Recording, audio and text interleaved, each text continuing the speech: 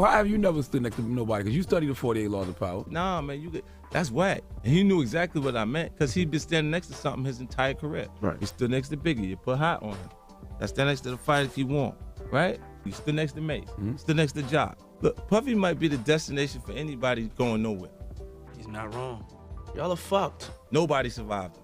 You all are fucked. Look at it. Yeah. Please, people, help me help you. Who's first? I told you you can't trust these niggas. Now Puffy done killed Tupac, man. Ciroc, damn, we got all this nigga, and y'all want Diddy to come to my room. He ain't even brought no Ciroc. I don't want that old ass nigga around me. He an old ass bitch. A former Diddy and the Carters' bodyguard has made shocking charges against his former bosses, alleging that he has evidence and is working with the FBI to investigate his allegations. Jay-Z and Puffy wanted Biggie killed. Bottom line. You don't have to believe me, believe the facts.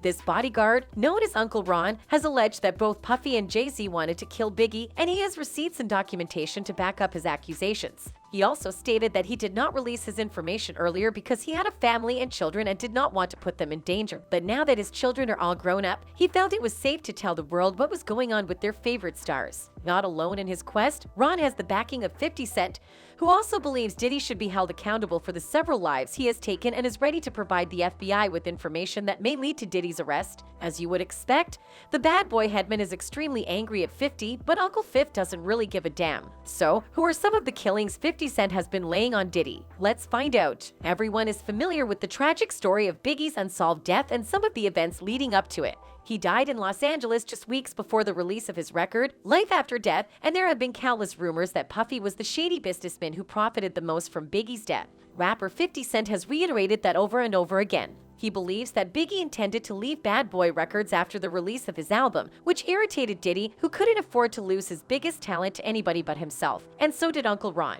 Ron isn't the only ex-bodyguard to suggest Biggie planned to quit Bad Boy Records. Gene Deal, another ex-bodyguard, claimed Biggie had other plans before his tragic death. Deal previously stated that Biggie intended to depart Bad Boy Records in search of a better deal elsewhere. He said on DJ Vlad's vlog that Biggie wanted to quit Bad Boy Records in exchange for a lucrative deal worth more than $60 million.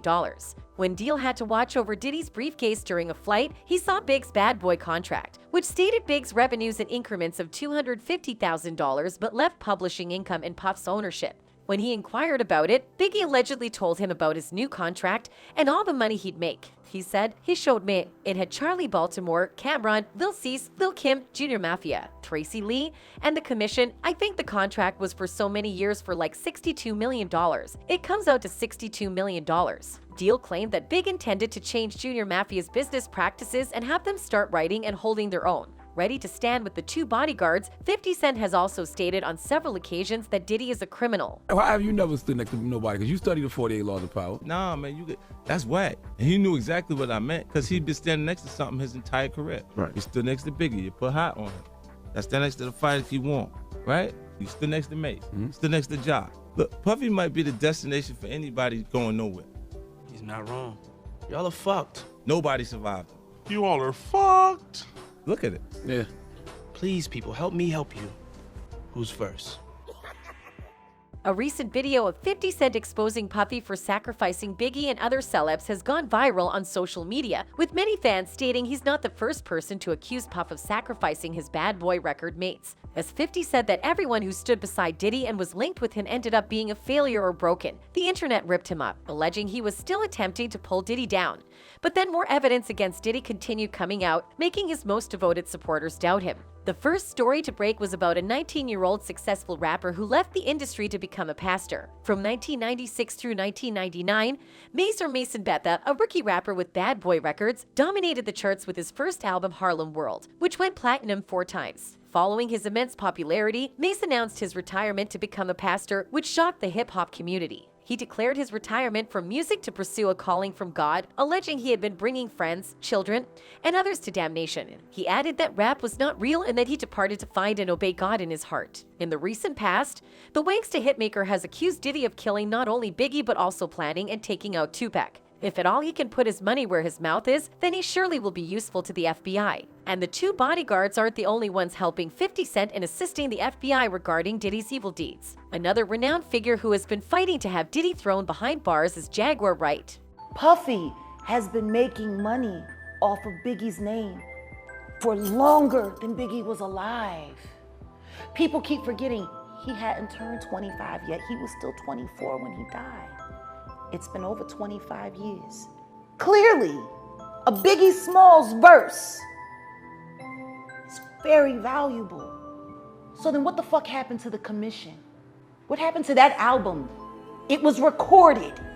It was being mixed and mastered upon Biggie's death. It was supposed to have came out that summer after Biggie's album because Biggie's album was slated. He died a week and a half before his album came out. Then the commission was supposed to come out, and that was supposed to be his exit from Bad Boy, and then starting his own company. Puffy has been making money on that boy's name longer than he lived. It supported all of Bad Boy. That's real, yo. The more money you make, the more problems you get.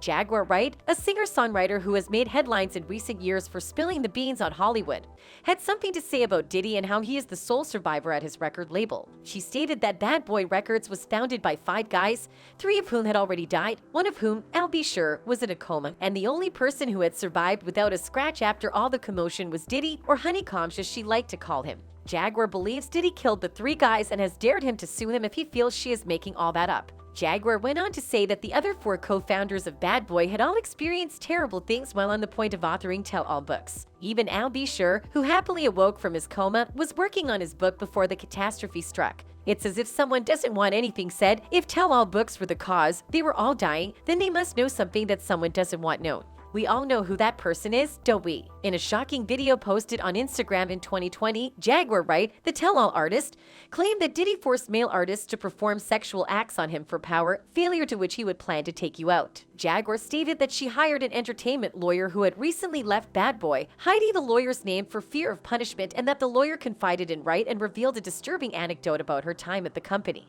When the attorney wanted to acquire approval for some papers, he went to Diddy's office. Wright said Diddy was meeting with singer and New York City actor Christopher Williams about perhaps signing a demo deal. The door wasn't locked, so she didn't think twice about just walking in. Wright said when she walked in, she saw Christopher Williams performing fellatio on Puff.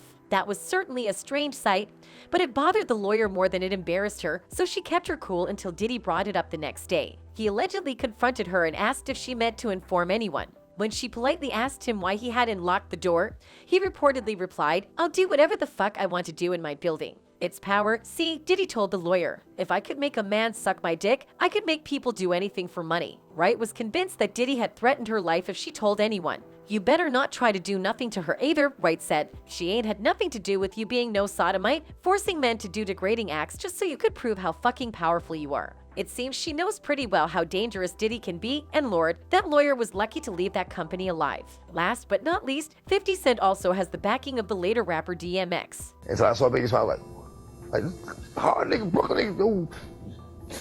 He shot you. I was like, yeah, nigga, get it. And nigga was like smiling about like oh yo.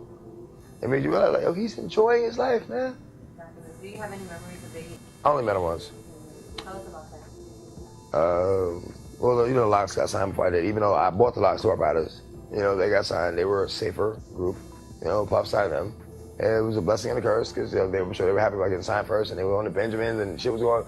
But then he made them jiggy and put them in suits and made them write lyrics for him and took all that publishing and raped them. Wow! Like, damn. I'm glad I didn't. You know, like you keep that. I never saw Biggie smile until after he died.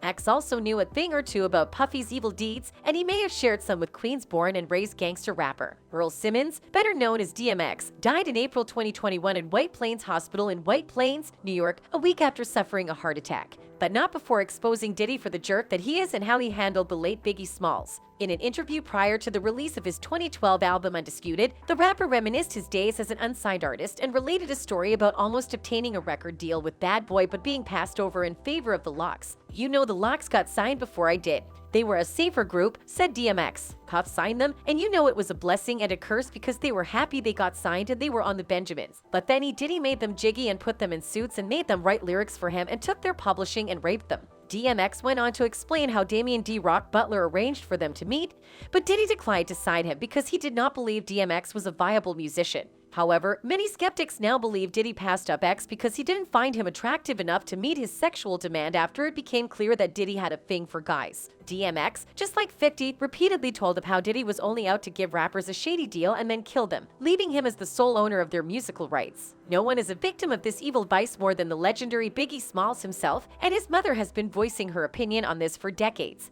Valletta Wallace, Biggie's mother, has come forward to expose stunning revelations regarding her son's death. In a recent interview, she accused music mogul Diddy of lying and plotting Biggie's assassination. Mama Biggie made a groundbreaking statement on the 20th anniversary of the death of her only son, Biggie Smalls, also known as Notorious B.I.G. In an interview with the Daily Mail, she reveals that she is sad every single day because she will never see her son again, and his killer is still free. She added in her passionate statement, "I have a very good idea who murdered Christopher, and I genuinely believe that the LAPD know exactly who did too. They've done their investigation, but they just refuse to move forward. I don't know why they haven't arrested who was involved. It seems to me that it's one giant conspiracy, and someone is definitely being protected somewhere down the line. There's no closure for me until that murderer is behind bars and sentenced. Supporters are hopeful and supportive of Ms. Wallace's ability to revive this case at some point. I hope Ms. Wallace builds the strength to reopen the case and get the justice she deserves." Former bad boy Sidney Mace has also come forward to support Valletta, saying that the poor mother deserves to know the truth about what happened to her son. There you have it, a host of witnesses, led by 50 Cent, ready to share their experiences with the FBI, something that may have Diddy sent to prison for the rest of his life. And that's it from us today. Until next time, bye.